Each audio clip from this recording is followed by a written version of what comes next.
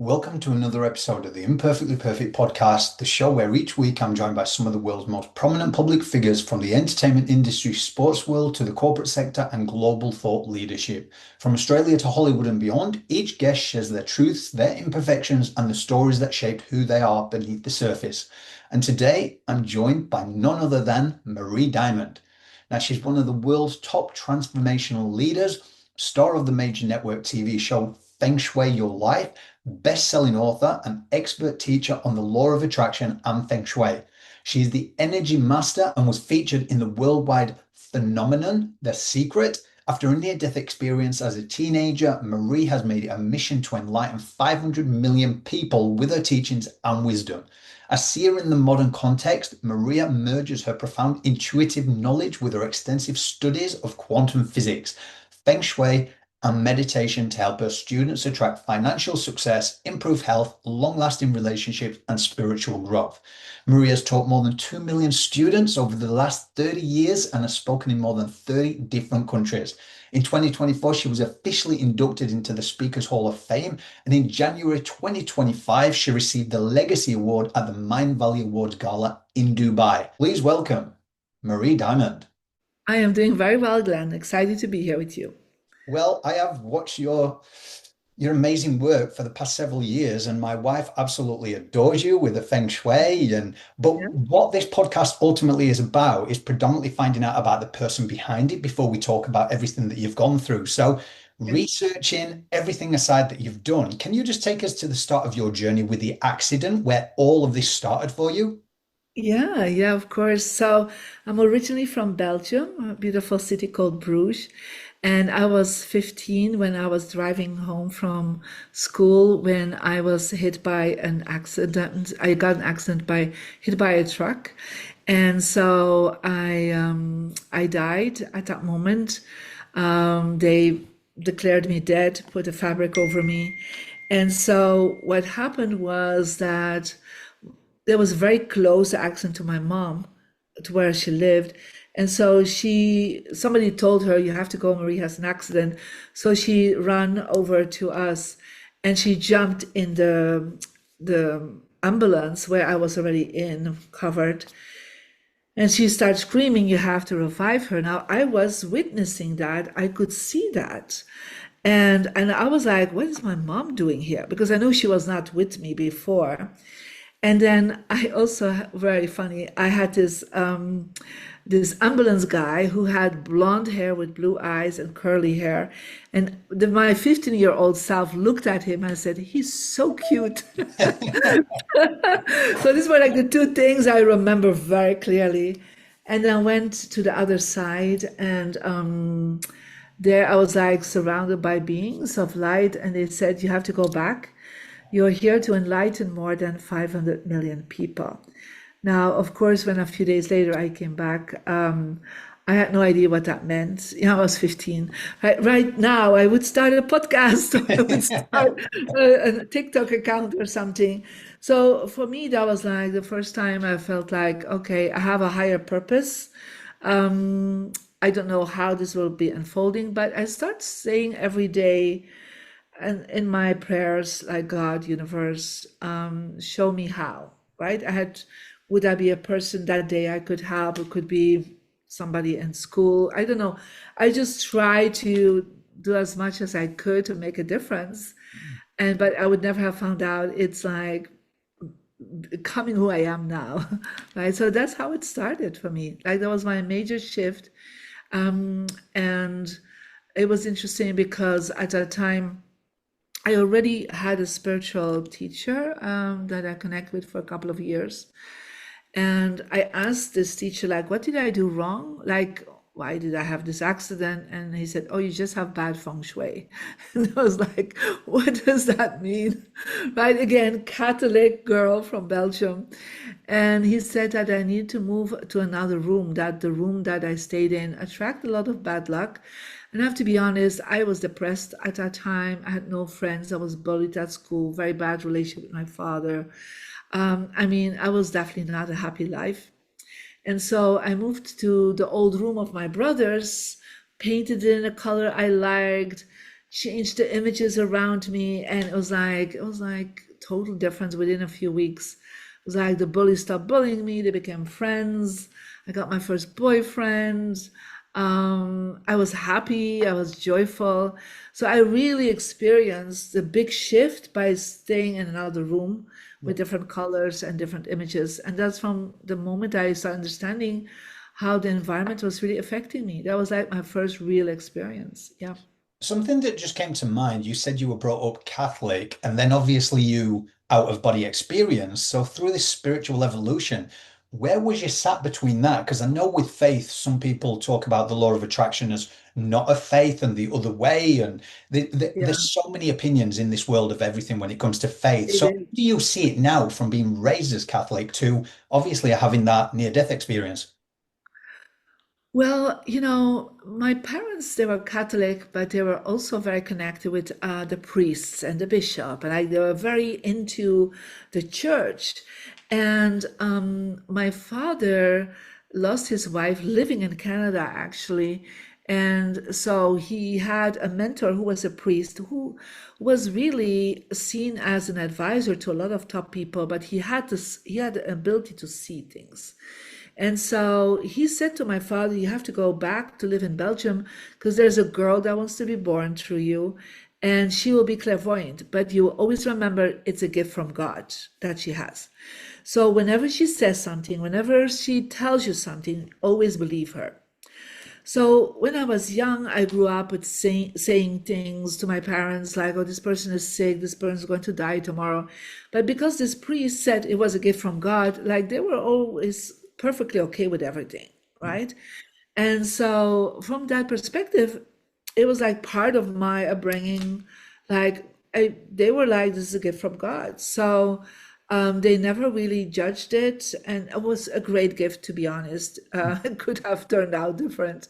Um, and so even the whole family, like I would say something, and they would be like, "Oh yeah, it's Marie telling. We need to listen." Yeah. So when, so when I like literally this happened to me, and I remember when I came out of the coma, my face was really ruined. I mean, I had fell over old pebbles, and it was like all my skin has was scraped off. And so they wanted to do plastic surgery. And I said to my mom, "I don't want you to do plastic surgery. Don't consent to that because I'm going to heal myself." Now you have to understand, at 15, Catholic, you don't heal yourself, right? God heals you, Jesus, Mary's, angels, whatever. And but my mom was like, "Okay."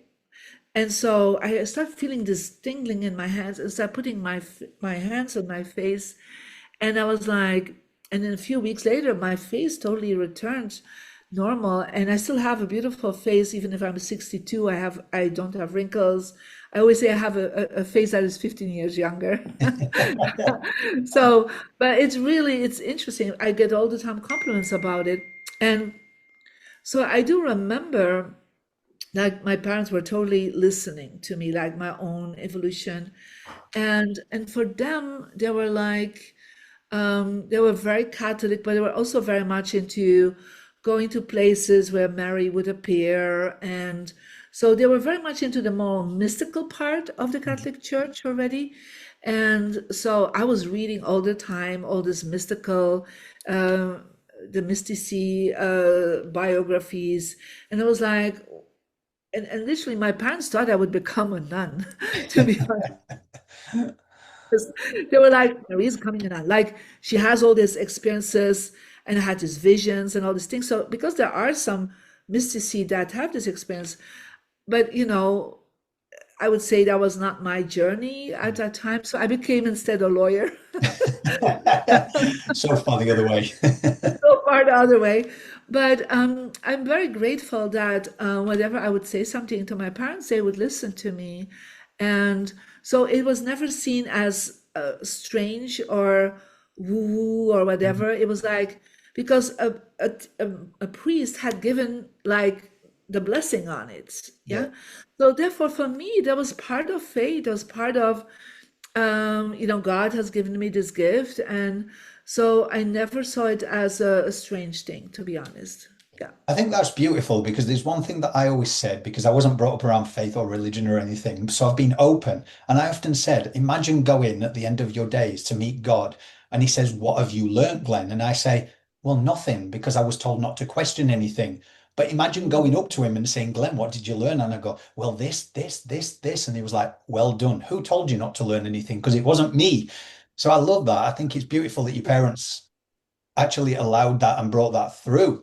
Yeah, totally. And I mean, literally, people, when I was 18, I started at college, and people would start coming up to do readings with me, right? Because I had this view, I could see things.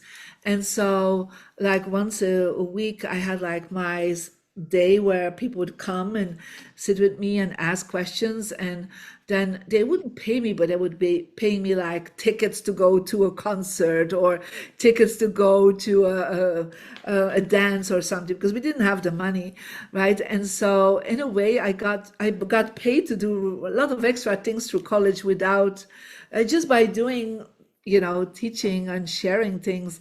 And my parents were aware of that, and they were like, "Yeah, it's totally fine." Yeah. So then obviously eventuated into what? Because you were still 15 going through college and everything. Where did Feng Shui came in? I know that you was talking about your earlier years and realizing the depression Yeah. and everything, but where did you ultimately find this lease of life to go? I'm gonna particularly go into this area. Yeah, I mean, I became first a lawyer. I practiced for 5 years as an international lawyer, and but meanwhile, people kept still seeing me, right? So it's Friday, Saturday, Sunday. Whenever I was done, people would come. So I was, I was a clairvoyant. I was, sharing this information, and at a certain moment, I thought, like, you know what, becoming a lawyer was great. I felt like I impacted millions of people because I was creating law, international law, but it was not directly. So I had just people coming to see me. And so at a certain moment, I really got it was time to let it go and start a spiritual center. So I set up a center for people to come and see me. I started teaching meditation because I already was very much into meditation. And I did coaching, I started speaking, but all really about manifestation and spirituality. Yeah.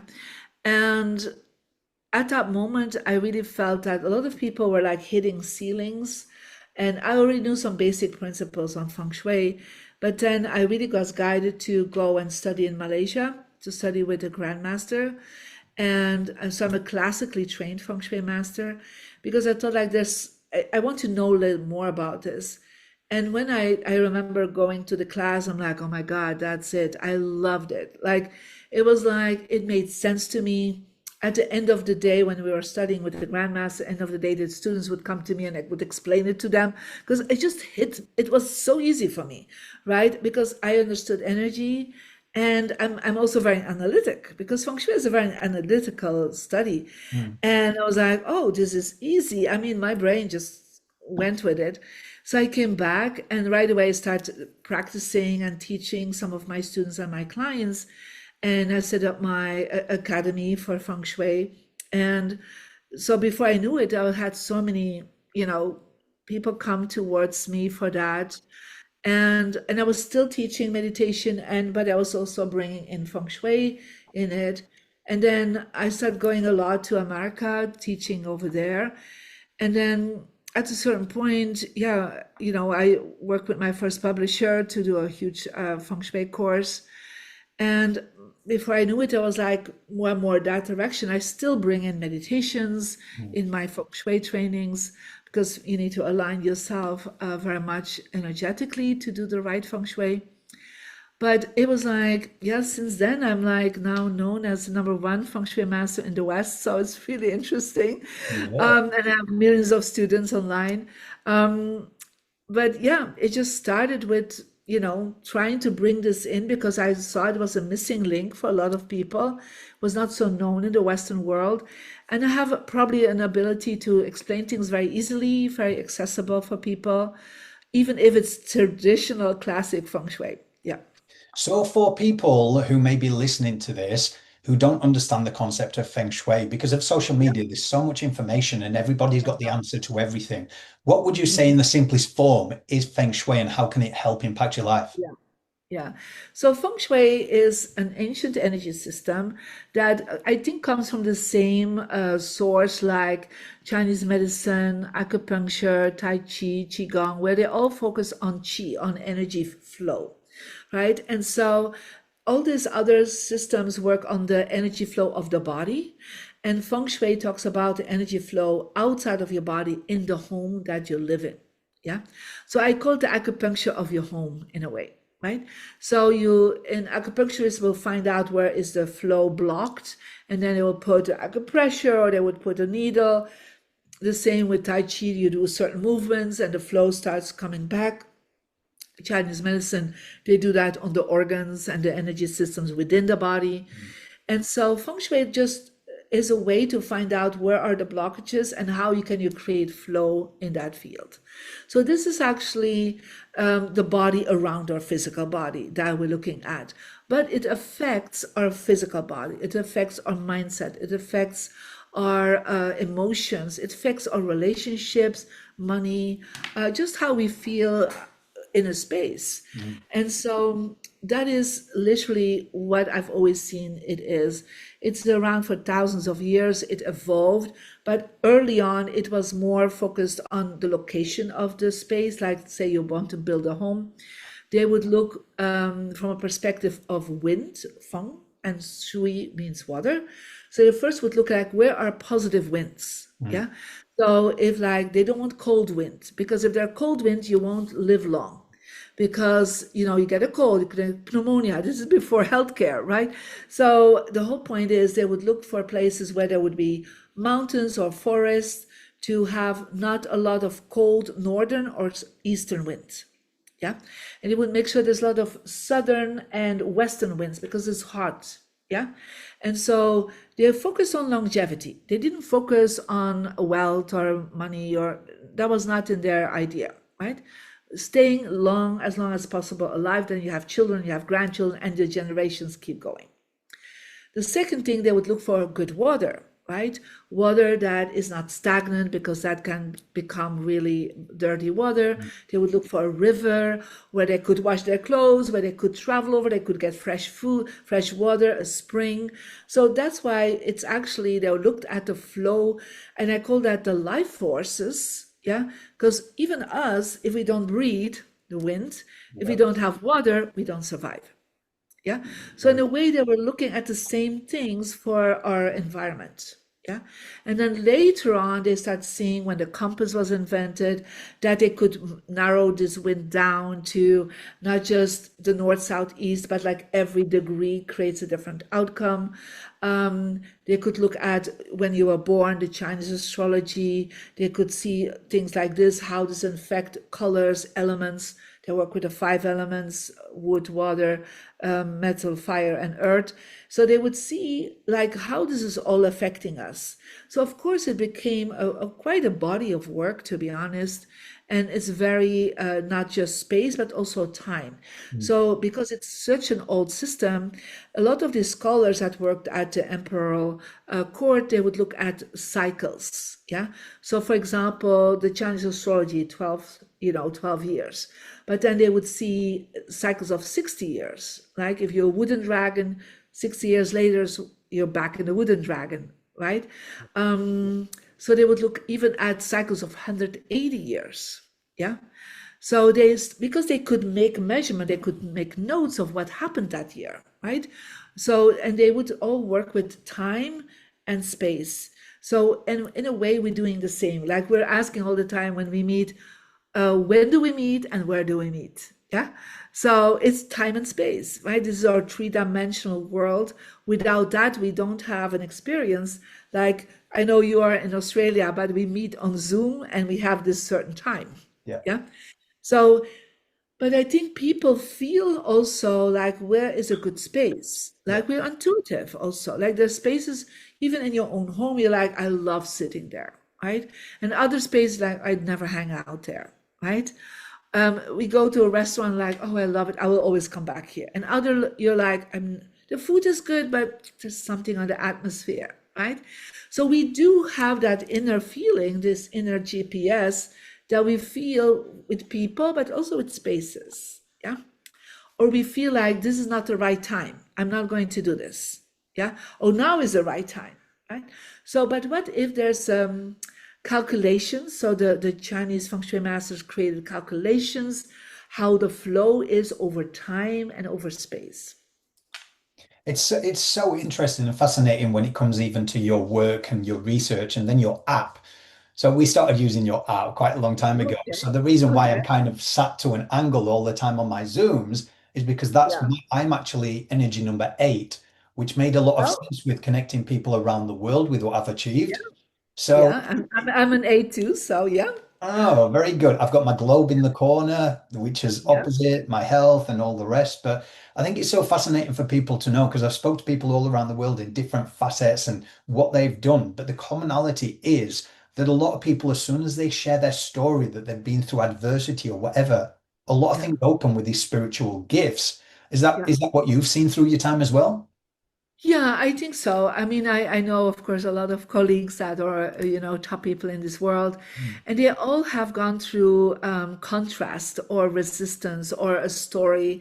And like even the people in The Secret, as you know, I'm one of the teachers in The Secret, we actually did a survey between each other. So 95% of the people in The Secret at a certain point were homeless. Well, Interesting, right? mm, So they literally had no home. They had no money enough for home. I mean, I had my own experience in that. And so it was like, wow, we were like, and then we checked and we have 70% had a bankruptcy, you know? So it was like, and now we're teaching worldwide, right, about this. So I've always seen that before you really can um, really help people, that there's always some contrast in your life that you overcome, some pain, some struggle that you overcome. Because how can you teach how you get out of it if you've never been in it? exactly. Yeah, The depth. You've got to go right? to the depth of how you're going to help people. Yeah. And so I would say that day, yeah, I lost my life. This is the best day of my life. Yeah. I mean, it is. Without that, I would not be who I am now. I would not have known my purpose. I would not have known my healing power. I would not have, you know, done this work. I'm sure of that. Yeah. So I would say not that you have to choose for that. I mean, I didn't choose for that experience, right? Not consciously, probably subconsciously, or in my divine plan, it was planned to have that.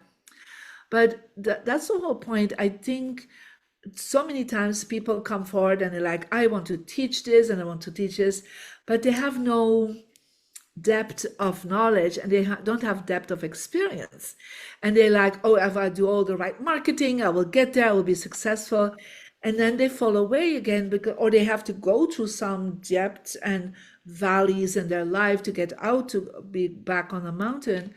And I say to people, they say like, why is you already doing this for 30 years? Why do you have this impact? Because I have very deep valleys that I went through, right? And I got out of it. Yeah. But I think that's so important because the day and age now, technology wise and social media, like I said, there's so many manifestation coaches, this many, this and all that. And you're like, common sense would say, look into people who have been through that journey, who have been Yeah. elevated to global stages like yourself. There's a reason. And a lot of the time that comes through wisdom in all those experiences you've been through. Is that what you're Yeah. finding as well to cut through the noise? Yeah, you do. So I've seen, and it's beautiful that they put things out. I encourage people to do that. But I always say to people, look, you have to have done at least 10,000 of hours, Mm. yeah, of study.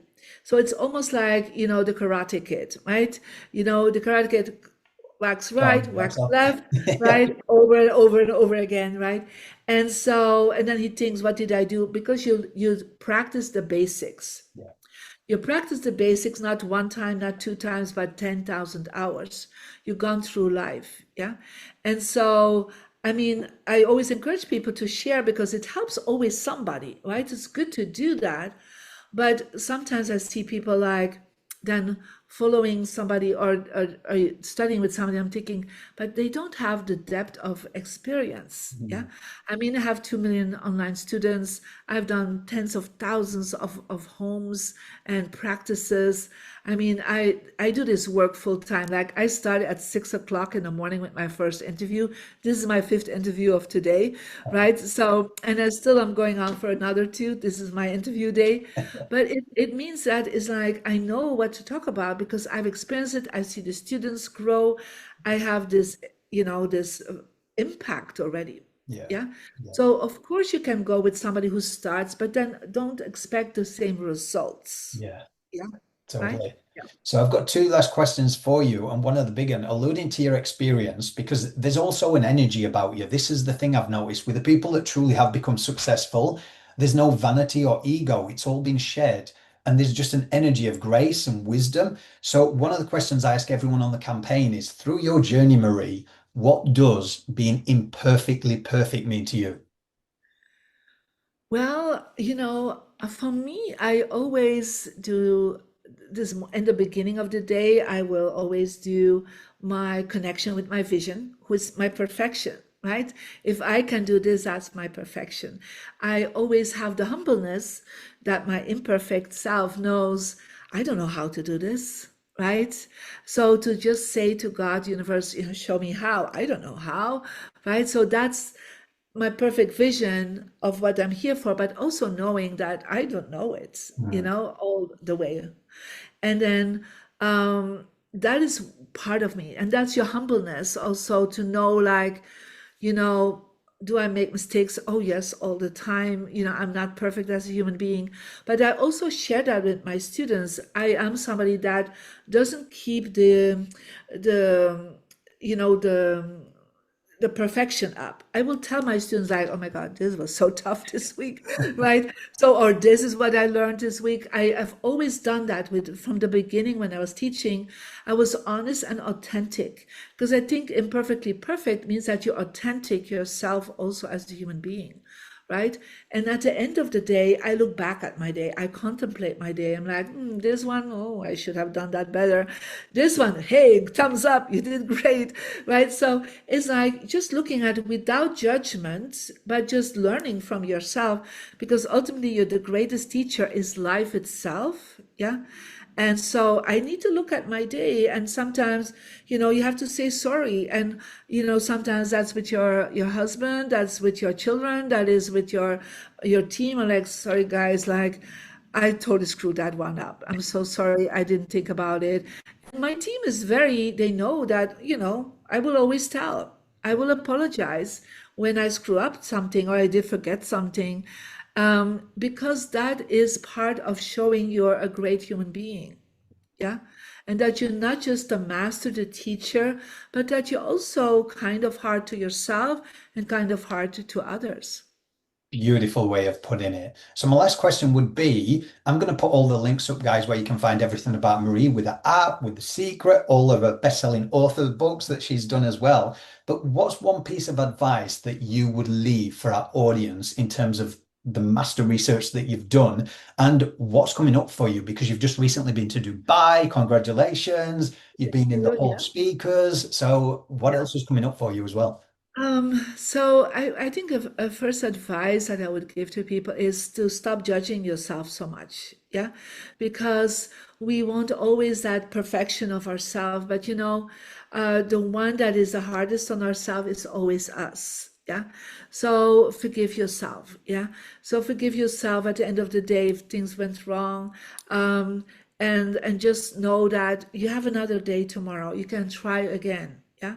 And that is something I've seen over the years, that people are just too hard on themselves, right? And I'm like, sometimes you create it so difficult for you. You don't do that. Others are already judging you anyhow. Don't judge yourself, right? So just be kinder to yourself. Be more living from your heart and from your loving experience, right? That's something I would definitely suggest to people, and do that also with your home, right? So that means declutter your home, make sure it's in the best energy, activate your good direction questions, you can do that with the app. You can find that out through the book, Your Home is a Vision Board. That's my latest book that I would definitely suggest for people. And what is coming up? Well, I just actually launched my TV channel where I do 8 live TV shows every month, where it's about energy meditation and clearing, feng shui, manifestation, interviews. And so one of the things I'm very excited about is I'm teaching there, and it's a paid membership. It's like the Murray Diamond Netflix, right? In a way. And they pay a small amount, but they get 8 hours of me. And in the 8 hours, I always take half of the show, I answer live calls. And I use my clairvoyance that I use for my top clients and my celebrities. And so people can ask questions. And so about their life, about feng shui, about wherever they see their blockage, I check out and scan their body if I need to find out what's going on. I look in the past, I look in the future. So I'm very excited for that because I haven't done that so publicly except for my high-end clients. So that is definitely coming up. And I hope one day to come and join you in Australia. Oh, that would be amazing. I mean, Australia, have you been to Australia yet? Never been. Wow. Well, there's always time. It's always time. Yes, I know my books don't sell very well there, but yeah, I planned to go and then it didn't go through. But yeah, yeah, that's like my next thing. And we're actually launching next year my own documentary. But I have to kind of keep that under wraps still. But that's in the plan. So where this like shows a little bit about my life story. So that will be fun. Well, it's an Yeah. incredible life story. And guys, I just want to thank you first and foremost, Marie. Beautiful energy, beautiful soul that you are. All the people that you've impacted around the world. Thank you for doing what you're doing. And let's just thank God for doing that for you because that Yeah. is incredible. Yeah.